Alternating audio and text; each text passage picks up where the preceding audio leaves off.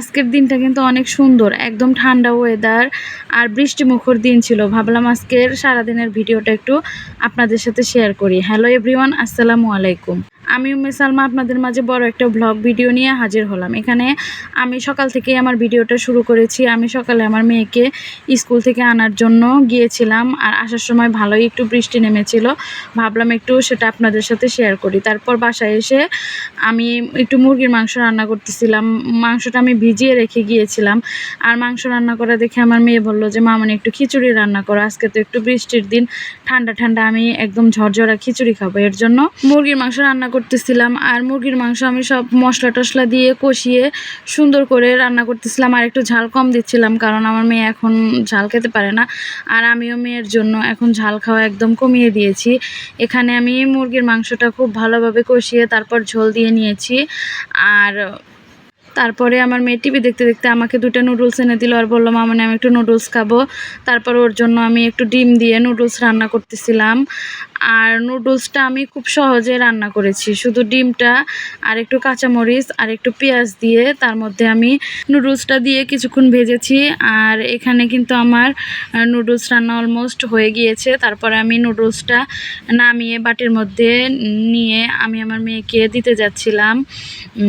আর ও তো নুডলস রান্না করা দেখে অনেক খুশি। ও তো একদম নরম নুডলস খায়। আমি ভাবলাম যে একটু অন্যরকম করে ওকে রান্না করে দেই। প্রতিদিন তো আর একরকম খেতে ভালো লাগে না। আর এখানে আমি ভুনা খিচুড়ি রান্না করতেছিলাম। এখানে আমি পেঁয়াজ মরিচ ভেজে তার মধ্যে আমি পোলার চাল আর মসুরের ডাল দিয়ে খিচুড়িটা রান্না করার জন্য নিয়েছিলাম। এখানে আমি চালটা খুব ভালোভাবে ভেজে নিচ্ছিলাম, যেহেতু একদম ঝরঝরা খিচুড়ি রান্না করব। চালটা ভেজে নিলে খিচুড়িটা সুন্দর ঝরঝরে হবে। আর এর মধ্যে আমি সামান্য কিছু মশলা অ্যাড করেছিলাম, একদমই সামান্য মশলা অ্যাড করেছিলাম, যেহেতু আমি এটা একদম কম ঝাল দিয়ে রান্না করব। এর জন্য আমি খুব ভালোভাবে চালটা ভেজে তার মধ্যে আমি একটু পানি দিয়ে দিয়েছিলাম।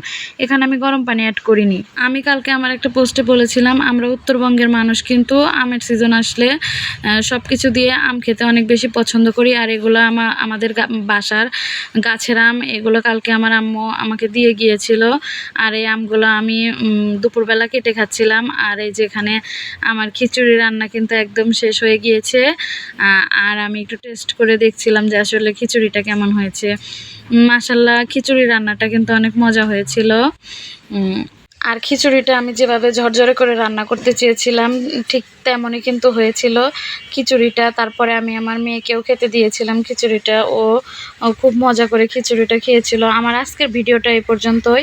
আমার আজকের ভিডিও যদি আপনাদের ভালো লেগে থাকে তাহলে অবশ্যই লাইক কমেন্ট শেয়ার দিয়ে পাশে থাকবেন। ধন্যবাদ সবাইকে আমার ভিডিওটি দেখার জন্য। আল্লাহ হাফেজ।